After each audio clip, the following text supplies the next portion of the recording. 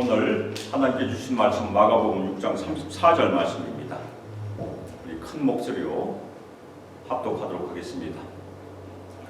예수께서 나오사 큰 무리를 보시고 그 목자 없는 양 같음으로 인하여 불쌍히 여기사 이에 여러 가지로 가르치시더라.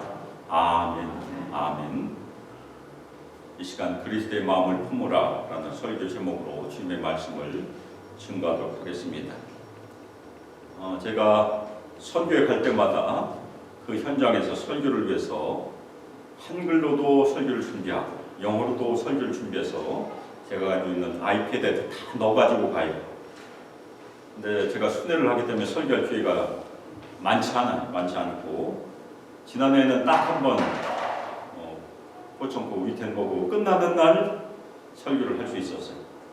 근데 올해는 설교를 한 번도 하지 못하고 돌아왔습니다. 제가 계속해서 순회를 해야 되니까 그렇게 기회가 없었어요. 그리고 이번에는 제가 가면서 열심히 기도하고 왔어요. 이적과 기사가 있을 수 있도록 안수에서. 이번에도 안수할 기회가 별로 없었네요. 내년에 가서 안수를 해서 큰 일이 있었으면 좋겠습니다. 진짜 예수 믿기가 쉽지 않은 그런 지역이에요. 제가 차를 타고 시카고로 오면서 같이 동행했던 여자 목사님께서 우드샵을 방문했는데 우드샵 이라는 사람 굉장히 화가 났을 때예요. 누가 와서 예수 믿으라고 했다고. 자연을 파괴하는 예수를 왜 믿느냐고 그랬대요. 우드샵 운영하신 분이. 그래서 목사님이 사과를 하셨대. 사과를. 우리 그리스도인들도 자연을 보호해야 되는데 참 늘 그런 비난을 받는 것이 사실입니다. 이 원주민들은 자연을 잘 보호해요. 중요한 이유는 그 사람들이 가지고 있는 그 신관이라고 하고요. 하늘에는 큰 영, 그레이스 스피릿이 있고 땅은 마더 어스예요. 엄마. 그러니까 엄마를 어떻게 훼손할 수 있겠습니까?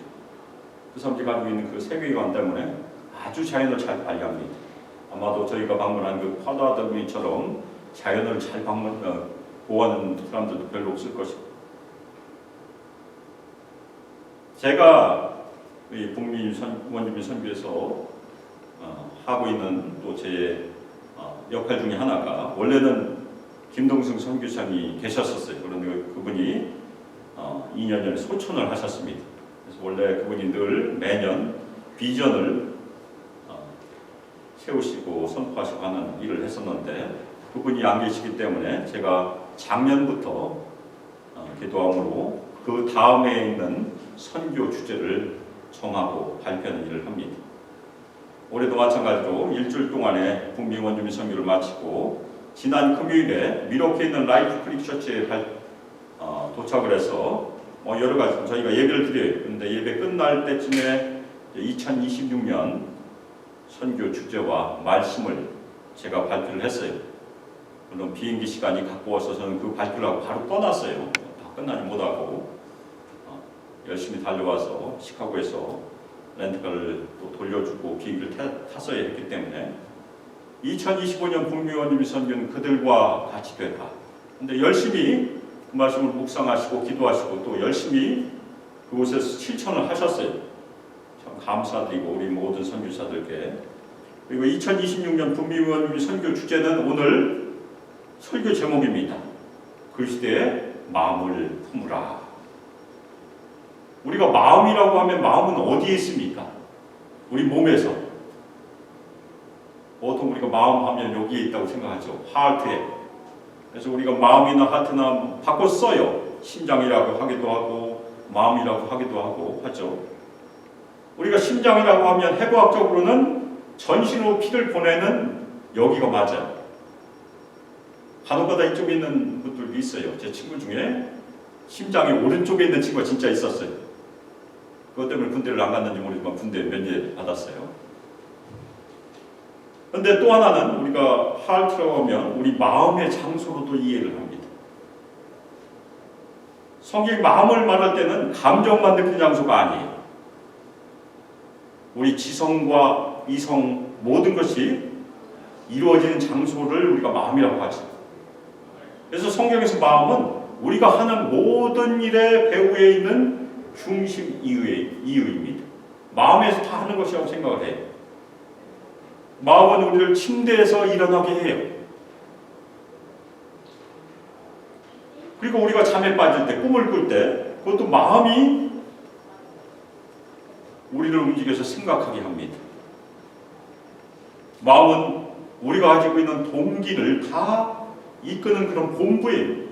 굉장히 중요해요. 눈에 보이지 않지만 마음이 없다고 하면 우리는 움직이지 못하는 것입니다. 마음은 우리가 누구인지를 얘기해 줍니다. 우리의 일부가 아니에요. 우리가 누구인지의 중심이 마음이에요. 마음은 우리를 정의하고 지시하고 있습니다.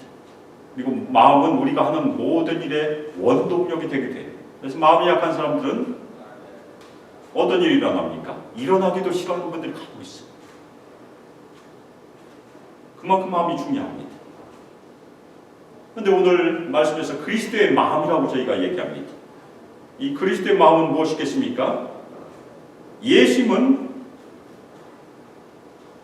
우리에게 무엇이 그분을 가장 깊이 움직이게 하는지, 무엇이 그분이 하시는 일에 모든 일의 원동력이 되는지를 말하는 것이 그리스도의 마음.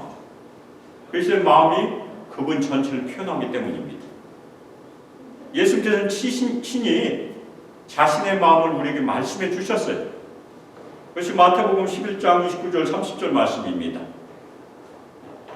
마태복음 11장 29절 30절 나는 마음이 온유하고 겸손하니 나의 멍에를 메고 내게 배우라. 그리하면 너희 마음이 쉼을 얻으리니 이는 내 멍에는 쉽고 내 짐은 가벼움이라 하시니라.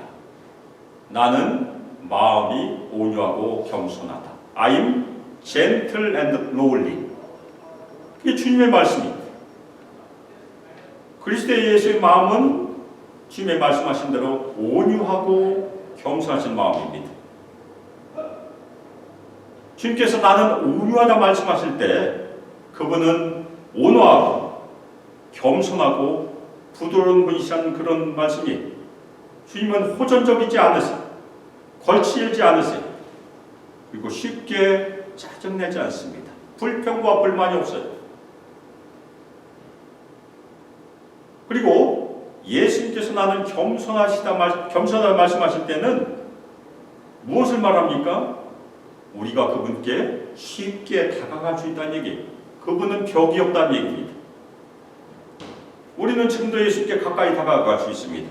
그 당시에도 많은 사람들이 예수님께 아무 어려움 없이 갈 수 있었어요. 예수님은 이 땅에 계실 때 그분의 별명이 무엇이었습니까? 세리와 창녀의 친구. 소외당한 자들, 낮은 자들의 친구가 되셨어요. 예수님께 나갈 때 우리는 입장권 살 필요가 없습니다. 예수님께 나갈 때 우리는 담장을 넘을 필요가 없어요. 어떻게 하면 예수님께 환영을 받을 수 있겠습니까? 최소한의 기준은 단순히 예수님께 우리를 여는 것이, 우리 자신을 열고 예수님께 나가면 예수님은 우리를 환대해 주십니다. 그것이 복음의 의미예요.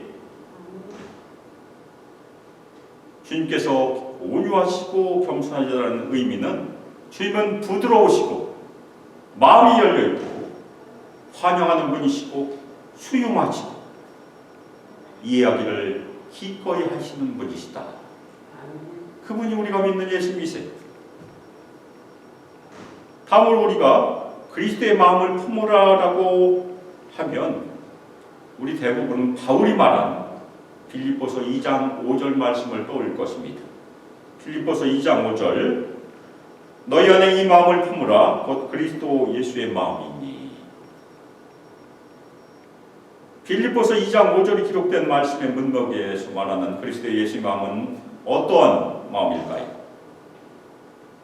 그 문맥이 2장 5절부터 11절까지 지속이 되는데 거기에 나와 있는 그리스도의 예수의 마음은 예수님께서 말씀하신 것과 연결이 됩니다.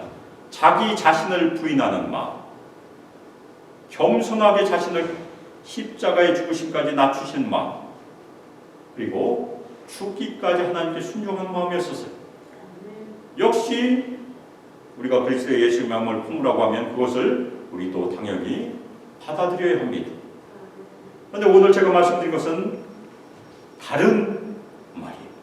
우리가 복음서를 읽다 보면 복음서에서 예수님의 마음을 독특하게 표현한 말을 저희가 찾을 수 있습니다. 그 말은 오늘 우리가 읽은 성경 구절에서 확인할 수 있습니다. 다음. 마가복음 6장 34절 예수께서 나오사 큰 물을 보시고 그 목자 없는 양 같음으로 인하여 불쌍히 여기사 이에 여러 가지로 가르치시더라.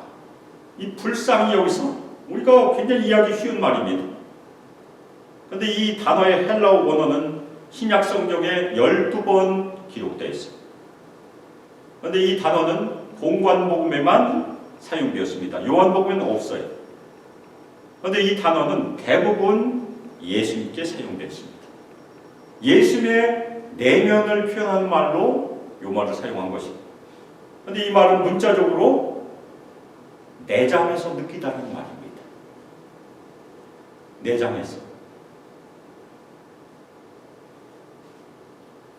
내장에서 느끼다는 것은 무엇을 의미합니까?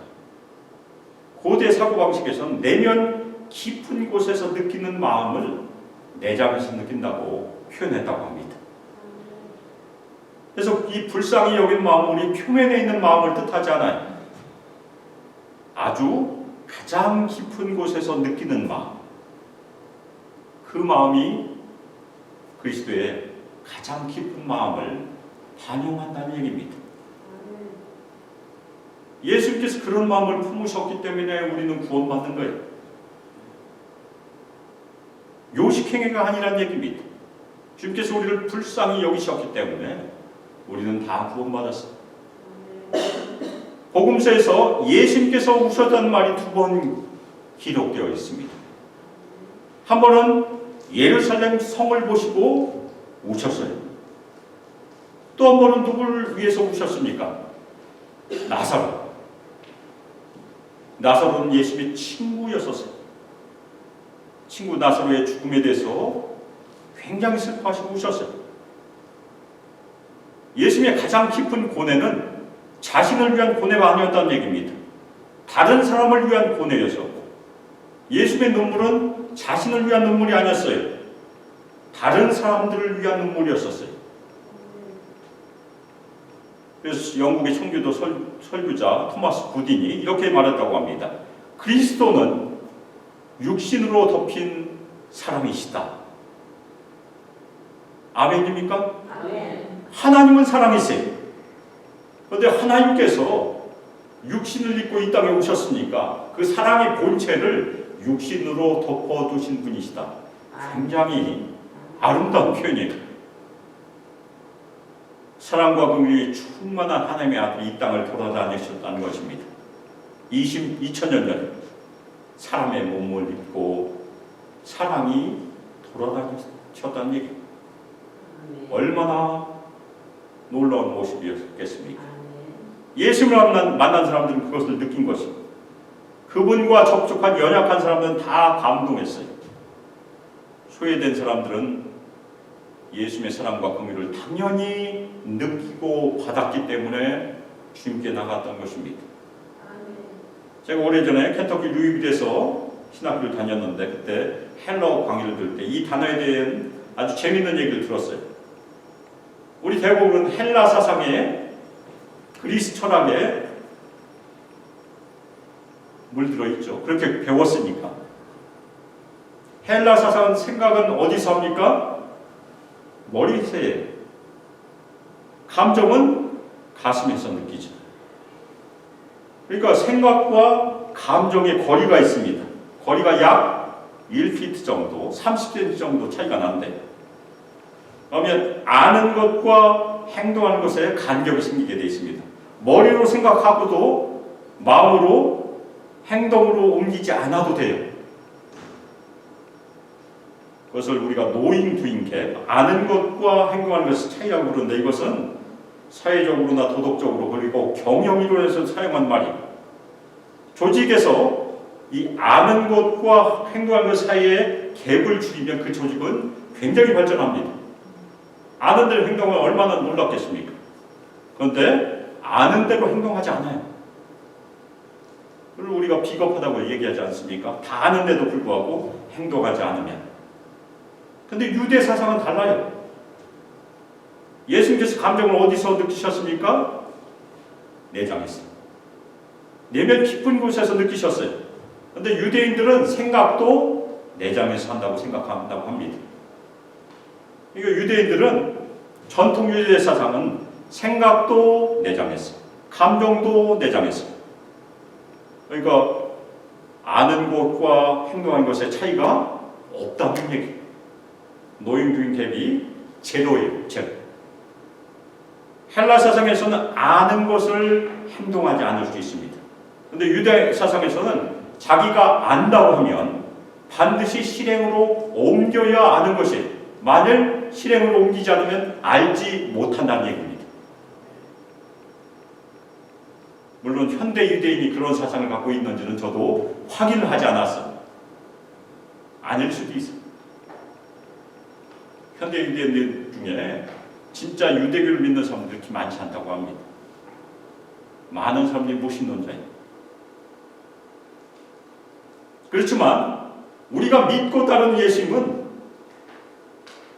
그렇게 행동하시고 그렇게 사신 분이십니다.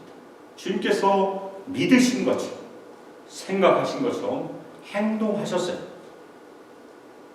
오늘 말씀은 내년 2026년 북미 원주민 선교 주제와 말씀입니다.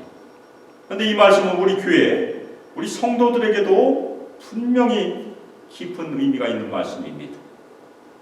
예수님께서 내장에서, 마음 깊은 곳에서 느끼는 감동을 통해서 행동하셨다면 우리도 그렇게 행동해야 된다는 얘기입니다. 그런데 그것이 쉽지 않아요. 저절로 되지 않아요. 오늘 말씀에서 예수님께서는 그 마음으로 행동을 옮기신 과정이 무리를 보신 것으로부터 시작이 됩니다. 우리도 무리를 봐야 돼요. 우리 주변에 있는 사람들이 어떻게 사는가. 그런데 예수님께서 무리들의 어떠한 사정을 보셨습니까? 목자 없는 양 같은 모습을 보셨어요. 돌보는 사람도 없고 인도자가 없는 모습. 양은 목자가 없으면 헤매다가 굶어 죽던지 아니면 늑대에게 잡혀 죽게 됩니다. 우리가 매년 방문하는 이 북미 원주민 선교에서도 우리 한명훈 목사님께서 기도 가운데서도 말씀하셨지만 우리가 그들의 사정을 잘 알아야 돼요. 그냥 가서 무턱대로 웃고 우리가 선교할 수 없습니다. 잘 알아야 됩니다. 모이칸이나 메노민이나 파토아타미 호청크 사정을 계속해서 보고 기도하는 준비가 절실히 필요해요. 물론 그들은 그들 자체의 정부가 있습니다. 연방정부가 그것을 인정해 줬어요. 자체 정부가 있고 다 있어요. 리더십도 있고. 그런데 리더십이 튼튼한 부족은 계속해서 번성합니다. 우리 한 팀이 갔던 파도와 더미가 그런 부족이에요. 리더십이 튼튼하고 아주 투명해요. 그런데 리더십이 부실한 부족들 꽤 많습니다. 제가 작년에 들었던 얘기 중에 하나는 정부에서 그랜트를 당연히 주죠. 그런데 만장일치가 돼야 꼭 쓰게 돼 있다고 합니다. 한 명이라도 반대하면 쓸 수가 없대요. 그런데 만약에 안 쓰고 남은 돈은 어떻게 합니까? 그 카운슬이라고 여러 명이 이제 단체로 그 통치를 하게 되는데 그 카운슬 멤버들이 나눠 먹는데 그러니까 돈이 새고 있는 것이에요. 근데 저희가 가는 부족에는 그런 일은 없는 것 같아요. 다행히. 또 하나 중요한 것은 그들은 예수를 모르고 있고 예수 알기를 아예 거부하고 있습니다. 그 사람들이 예수 믿으면 너는 백인이야 이렇게 한대. You are white. 아주 배척을 한대. 심지어 파도바다에서 예수 믿으면 그 안에서 잡도 못 잡는다는 얘기 들었습니다. 왜냐하면 그리스도교가 자신들을 핍박한 백인의 종교라는 신념 때문에 그렇습니다. 엄청 미워해요. 제가 오늘 목사님, 원주 목사님한테 들은 얘기인데 백인들도 사과를 하지 않아요. 물론 정부는 사과했어요. 그런데 백인들이 개인적으로 사과를 하지 않는다. 뭐 여러 가지 어려운 일이 있다고 합니다. 사과를 하게 되면 법적인 책임이 따르니까 백인들이 그걸 두려워한대요. 그런데 사과를 해도 원주민들이 절대 받아들이지 않을 거래요. 그 정도로 미움이 너무나 깊대요.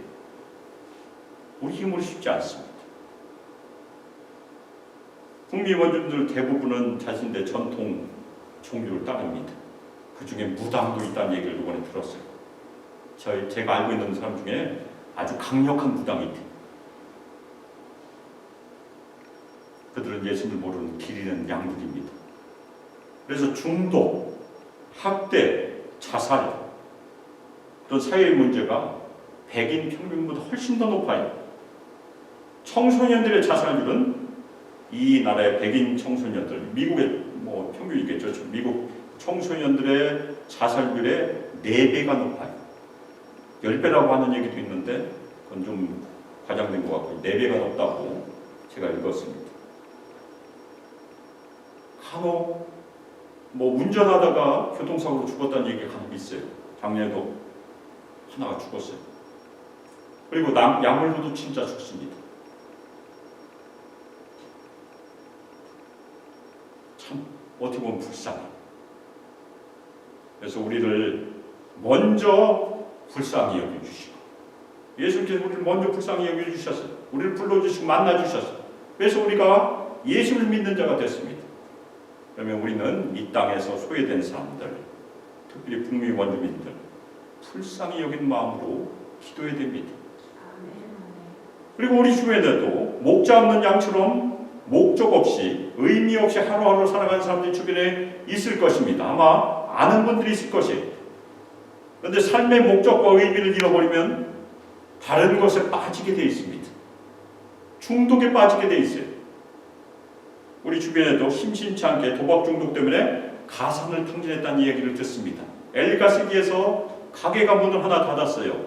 도박 때문에. 진짜 있었던 얘기. 그런데 얼마 전에 또 얘기 들었는데 버지니아에서도 그랬대요. 그런데 얼마 전에 들은 얘기인데 이것을 웃어야 되는지 슬퍼야 되는지 잘 모르겠어요. 카지노에 가면 마음이 너무 편해서 카지노에 계속 가게 된다. 그런 얘기도 들었습니다. 그런 사람들이 목자 없는 양 같은 사람의 특징입니다. 예수님 지금도 목자 없는 양같이 헤매는 사람들을 불쌍히 여기십니다. 우리 주변에 그런 사람이 있으면 그런 사람들을 위해서 열심히 기도해야 돼요. 그러면 그 마음은 예수님께만 적용되는 마음이니까 대부분 예수님께서 사용되었으니까 그렇지 않다는 한 가지 예가 선한 사마리아인의 비유입니다. 거기에 쓰였어요. 이것이 누가복음 10장 33절 어떤 사마리아 사람은 여행하는 중 거기에 이르러 그를 보고 불쌍히 여겨. 똑같은 말입니다. 그런데 우리도 품을 수 있다는 얘기입니다. 선한 사마리아인이 강도 만난 자를 불쌍히 여기고 그에게 다가와서 그의 이웃이 되었습니다. 북미 원주민들 근대 역사에서 강도를 만났어요. 끌려가고 쫓겨나고 뺏기고 이번에 갔더니 바운티 헌터라고 하나요? 현상 사냥꾼. 원주민들에게 나오라고 했대요. 너희들 자유 줄게. 나오면 총을 쏴서 죽겠다고 합니다. 1934년에 이제 모든 것이 다 해결이 돼서 나오라고 하니까 원주민들이 나오기를 꺼렸대요. 또 죽을까 봐.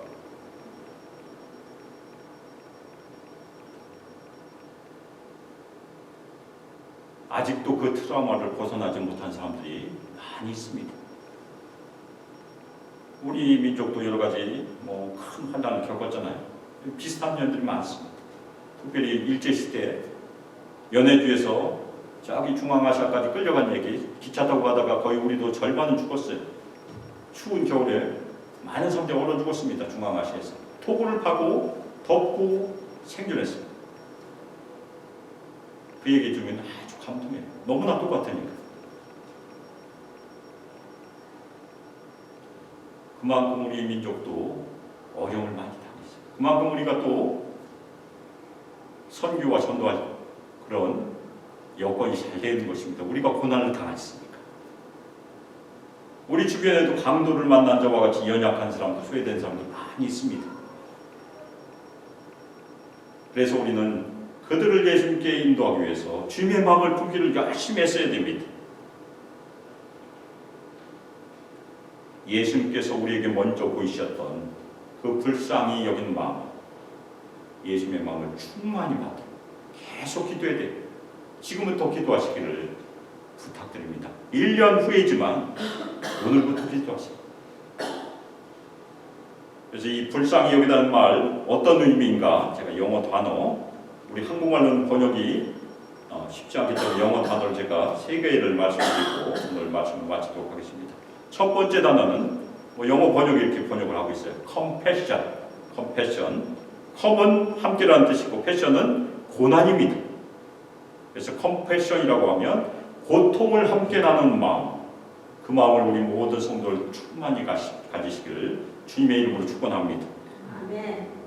두 번째 마음은 sympathy인데 이것은 sim은 역시 함께고 path 뒤에 있는 말은 감정이라는 뜻입니다. 그래서 감정을 함께 나누는 자세가 sympathy. 그런데 세 번째 말이 더 중요합니다. empathy라고 하죠. 공감이라고 번역을 합니다. 이것은 상대방의 안으로 들어가는 것이 n이 아니니까 영어의 in과 똑같습니다. 상대방 속까지 함께 느끼는 마음, 그것이 예수님의 마음입니다. 겉에서 느낀 것이 아니고 상대방을 읽고 예수님께서는 사람들의 마음을 읽으셨잖아요. 그 마음을 함께 느끼는 마음. 우리는 쉽지 않아요. 성령께서 그것을 가능하게 하시라 믿습니다. 우리가 1년 동안 아니면 계속해서 해야 될 일은 무엇입니까? 우리를 먼저 불쌍히 여기시고 우리를 구원하여 주신 예수님을 깊이 묵상해야 됩니다. 그리고 주님의 마음을 충만히 받기를 계속해서 기도해야 됩니다. 우리 모든 성도들 예수님의 마음을 충만히 받으시기를 주님의 이름으로 축원합니다. 아멘. 그리고 주님께서 우리를 사랑하신 그 사랑이 우리 모든 성도를 감동시키고 강권하기를 주님의 이름으로 축원합니다. 아멘. 그리고 우리 소망교회 안에서도 서로 고통을 함께 나누고 감정도 함께 나누고 상대방 속까지도 서로 알고 사랑하는 공감의 교제가 더욱더 풍성하기를 주님의 이름으로 축원합니다.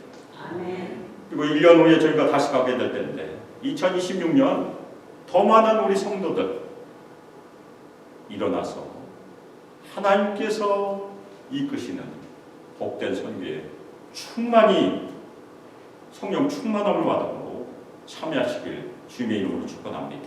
아멘. 그래서 우리가 그 땅에 가서 원주민들의 마음도 알고 그분들의 고통도 알고 그분들과 공감하는 선교로 주님을 섬기시길 바랍니다. 그때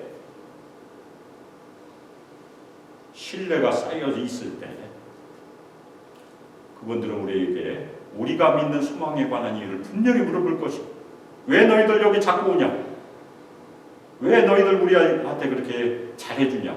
그때 우리는 선교할 수 있어. 그러면 우리가 믿는 예수님을 소개하는 그때가 될 것입니다. 우리 모든 성도들 기도하심으로 주님의 도구로 준비하시길 바랍니다. 아멘. 우리 모든 우리 수막교 성도들 예수 그리스도의 사랑으로 체험을 받았어. 예수님의 모습을 이 땅에 나타내는, 드러내는 예수의 형상으로 사역하는 주님의 복된 종들이 다 되시기를 주 예수 그리스도의 이름으로 축복하며 기도합니다. 아멘. 이제는 주 예수 그리스도의 은혜가 하나님의 사랑과 성령 하나님의 교통 교제하십니다. 우리에게 권능을 부어주시고 충만히 마시고 우리 모든 성도들 인도하시고 이 땅에서 늘 예수 그리스도를 신실하게 믿음으로 예수께 엎드려 순종.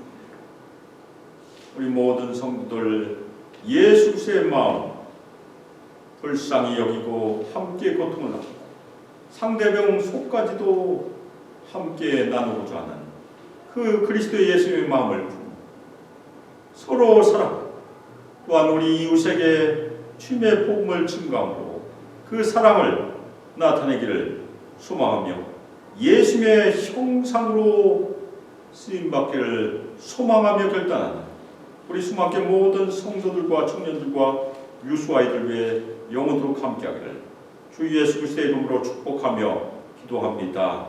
아멘.